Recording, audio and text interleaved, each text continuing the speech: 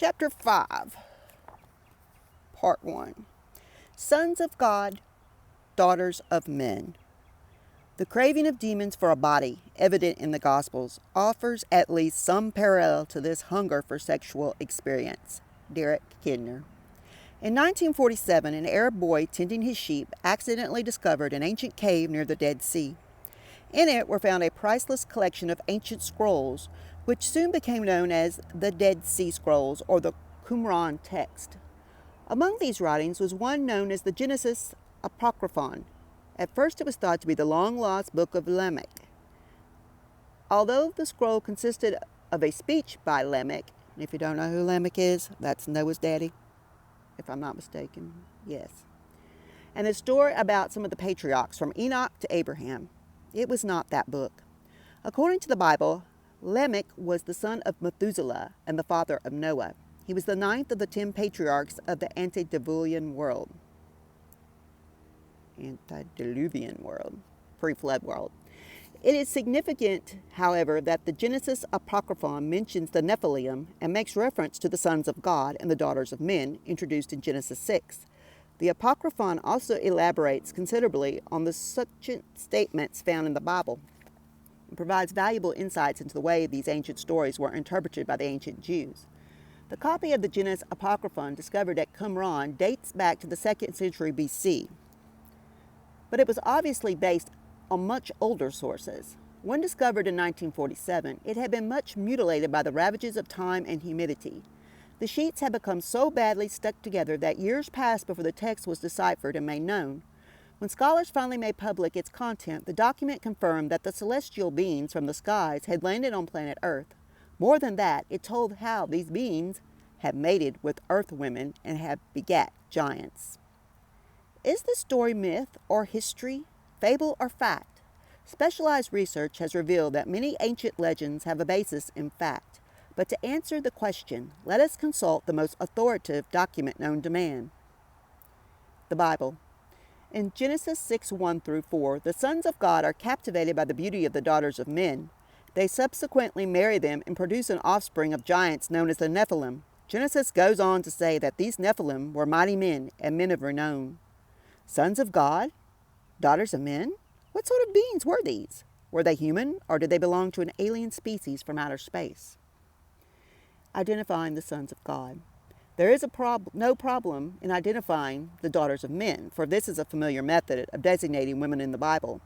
The problem lies with the sons of God. 3 major interpretations have been offered to shed light on this cryptic designation. First, a group within Orthodox Judaism theorized that sons of God meant nobles or magnates. Hardly anyone today accepts this view. Second, some interpret the sons of God as fallen angels. These were enticed by the women of earth and began lusting after them. Many reputable Bible commentators have rejected this theory on psychophysiological grounds. How can one believe, they ask, that angels from heaven could engage in sexual relations with women from earth? Palastrius labeled such an interpretation a downright heresy. Third, many famed scholars contend that the sons of God are the male descendants of Seth and that the daughters of men are the female descendants of Cain. According to this view, what actually happened in Genesis 6 was an early example of believers marrying unbelievers. The good sons of Seth married the bad daughters of Cain, and the result of these mixed marriages was a mongrel offspring. These later became known for their decadence and corruption. Indeed, it reached such a degree that God was forced to intervene and destroy the human race. This comment of Matthew Henry could be taken as representative of those holding the view.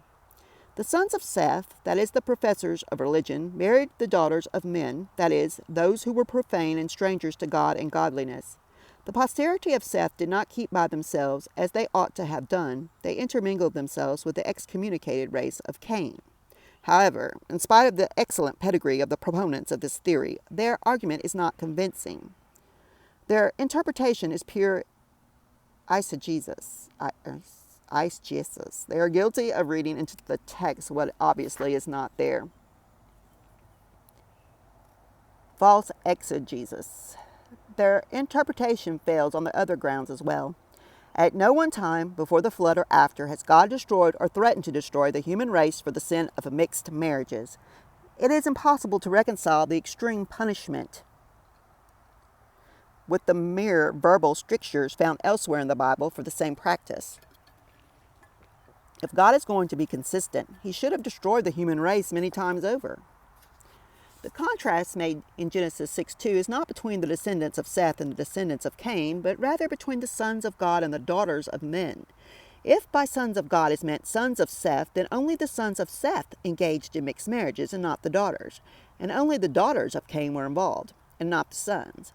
And another strange assumption is implied that only the sons of Seth were godly and only the daughters of Cain were evil. The strangeness is compounded when one seeks for evidence that the sons of Seth were godly. We know from Genesis that when the time came for God to destroy the human race, he found only one godly family left among them, that of Noah. Where were all the other supposedly godly sons of Seth? Even Seth's own son could hardly be called righteous. His name was Enos, meaning mortal or frail, and he certainly lived up to it. Genesis 4:26 reads, "And to Seth, to him also there was born a son, and he called his name Enos. Then began men to call upon the name of the Lord." That statement seems harmless enough, but what does it mean when it says that it was only now that men began to call upon the name of the Lord? Upon whom did Adam call? And Abel, and Seth himself? Some scholars give us a more literal and exact translation to this verse. The men began to call themselves by the name of Jehovah. Other scholars translate this statement in the manner, "Then men began to call upon their gods, idols, by the name of Jehovah." If either of these be correct translation, then the evidence for the so-called godly line of Seth is non-existent. The truth of the matter is that Enos and his line, with few noted exceptions, were as ungodly as the other line. The divine record could not be clearer. All flesh had corrupted his way upon the earth. Genesis 6:12. In the Old Testament, the designation sons of God, B'nai Elohim, is never used of humans, but always of supernatural beings that are higher than man but lower than God. To fit such a category, only one species is known, angels, and the term sons of God applies to both good and bad angels.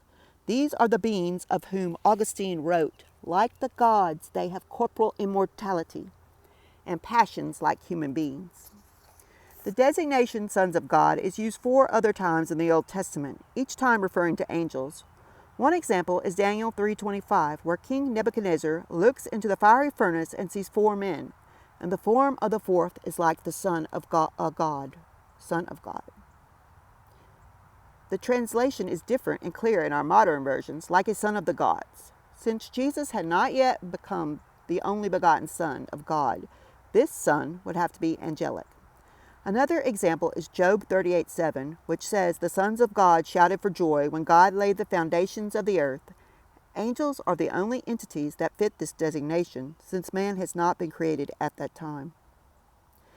In Job 1:6 and Job 2:1, the sons of God came to present themselves before the Lord in heaven. Among the sons of God is Satan, a further implication that the sons of God must have been angels.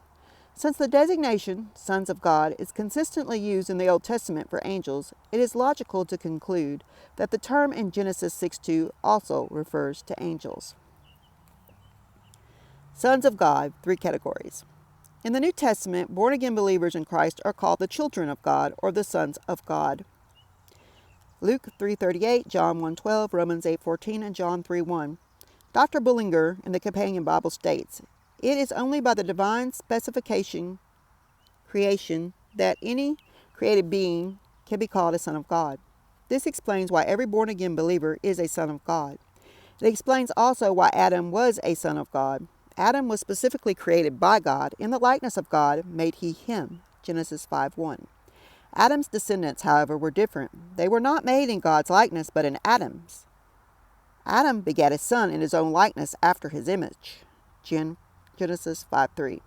Adam was a son of God, but Adam's descendants were sons of men. Louis Sperry Chafer expresses this in an interesting way when he states, in the Old Testament terminology, angels are called sons of God, while men are called servants of God. In the New Testament, this is reversed. Angels are the servants, and Christians are the sons of God. It is thus clear that the term sons of God in the Bible is limited to three categories of beings: angels, Adam, and believers. All three are special and specific creations of God. As for the use of the term in Genesis 6, since it cannot possibly refer to Adam nor believers in Christ, we conclude that it has to refer to the angels whom God had created.